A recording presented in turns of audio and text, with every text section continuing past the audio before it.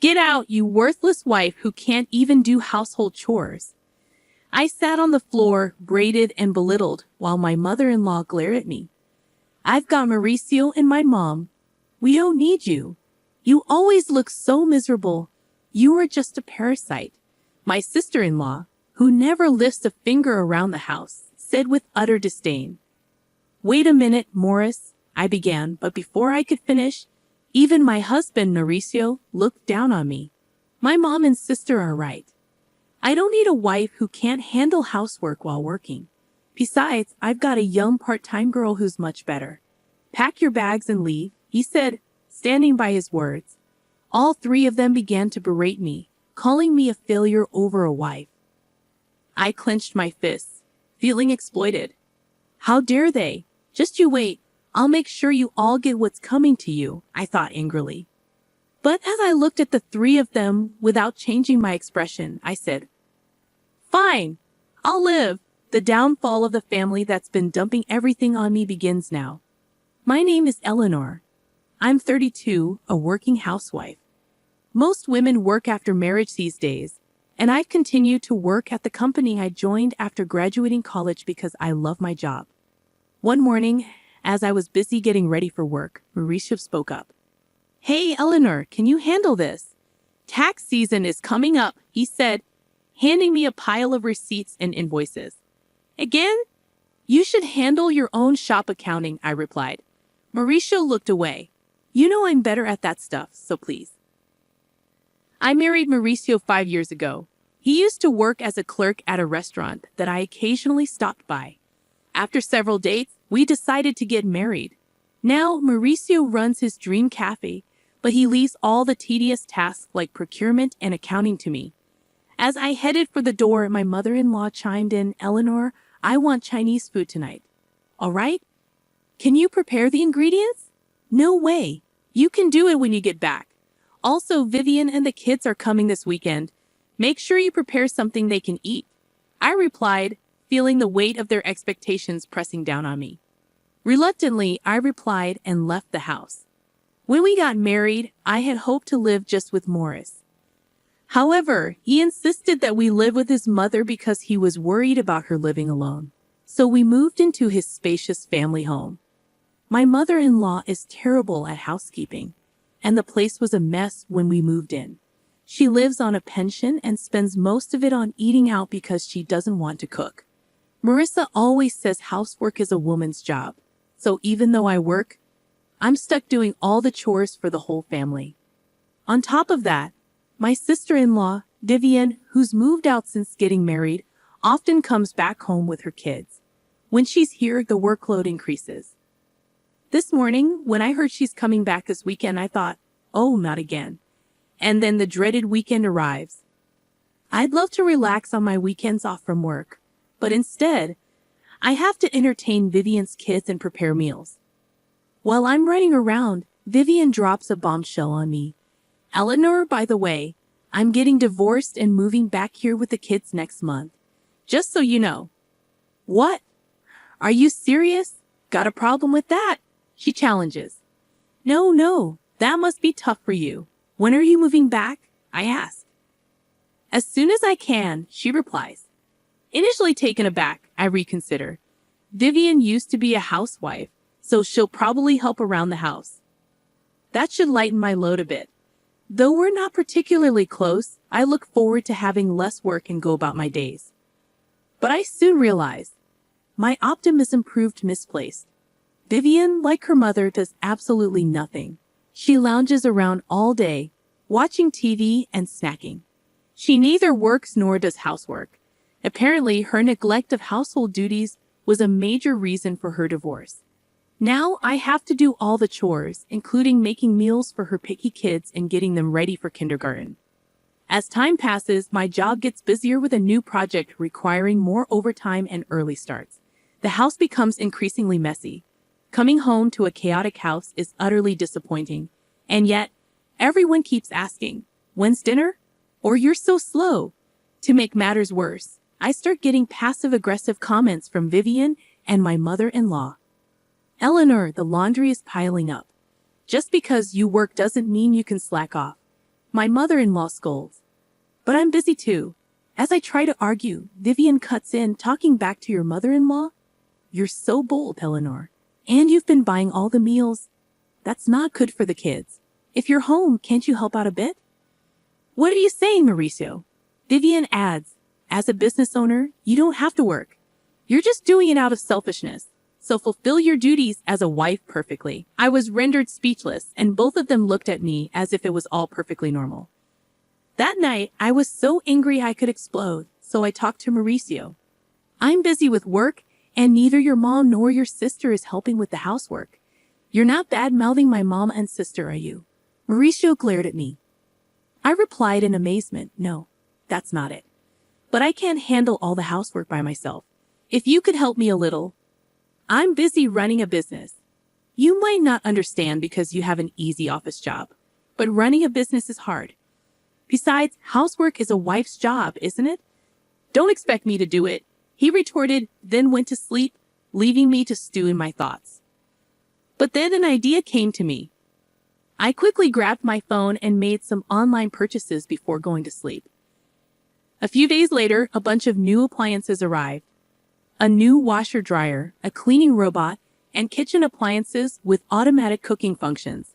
If no one's going to help me, I might as well make my chores easier with some handy gadgets.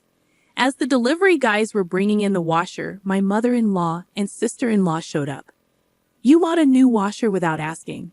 The old one still works, but it's old, and this will make laundry faster and easier, I explained. What's all this? A cleaning robot and cooking appliances?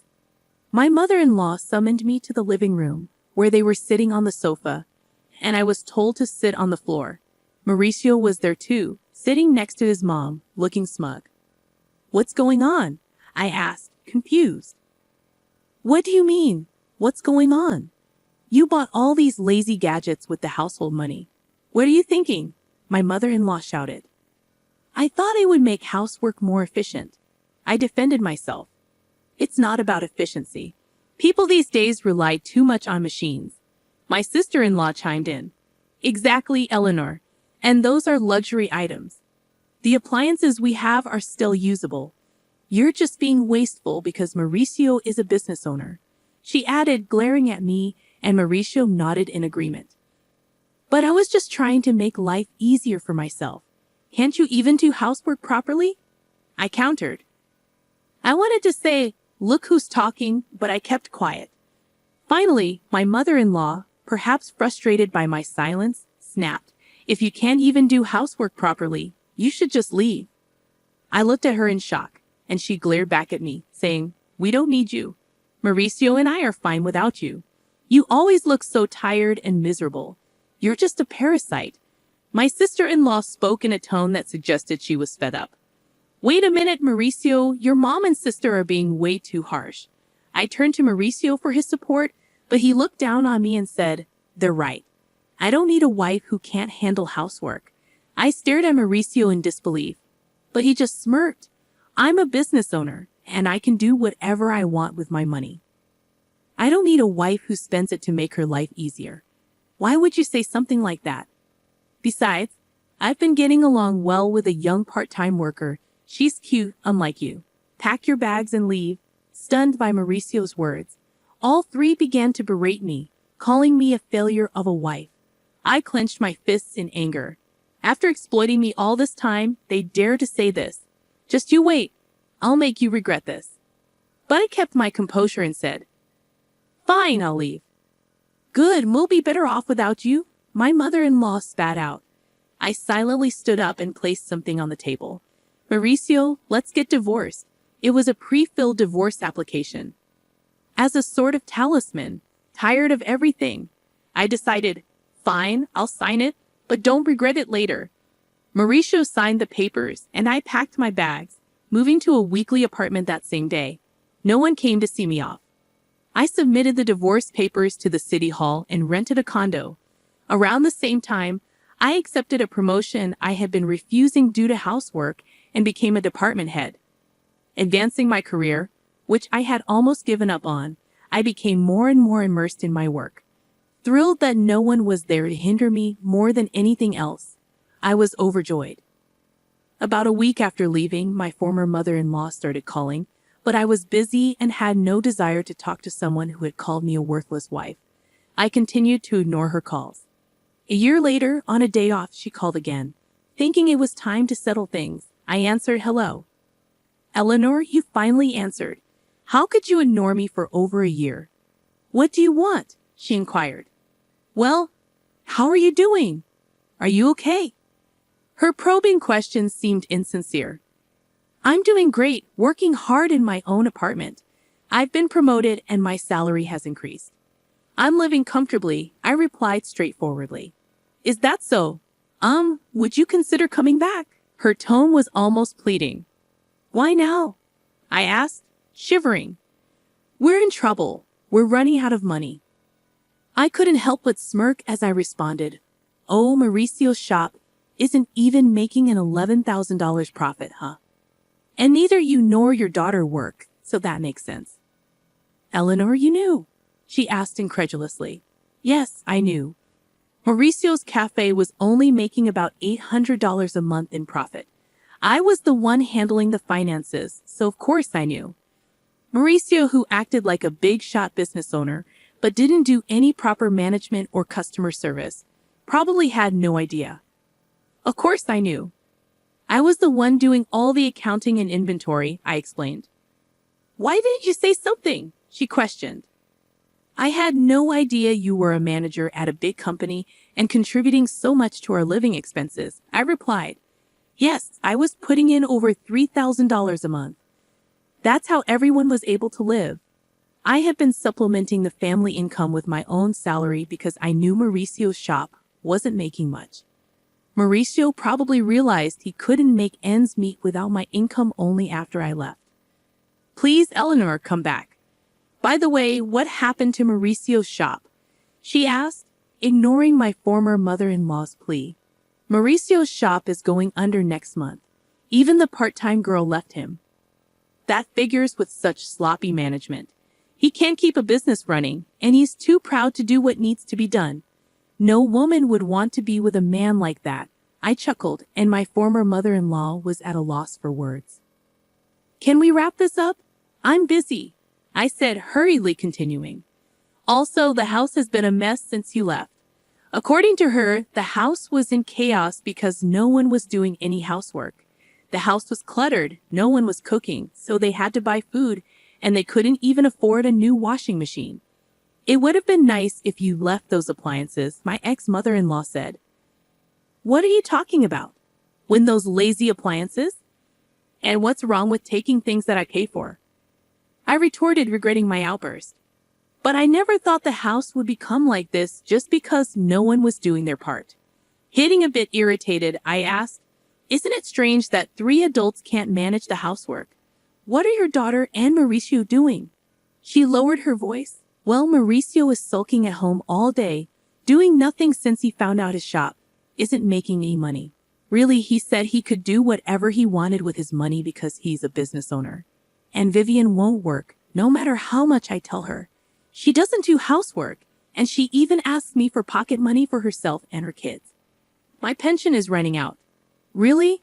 Your daughter told me she didn't need me because she had you," I said coldly. My former mother-in-law tried to butter me up again.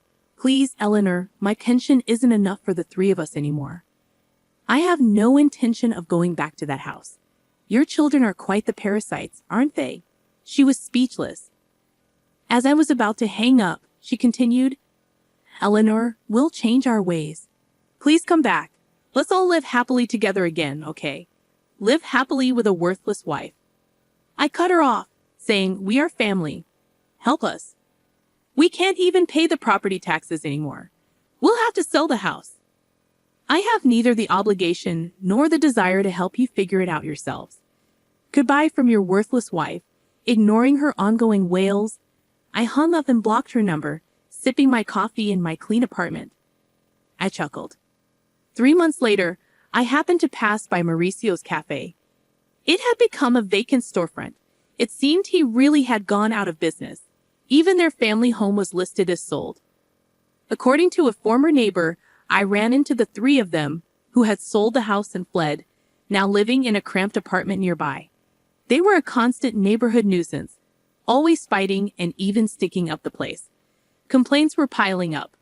All they had to do was work hard and take care of their home without relying on others. But they didn't, which was so like them.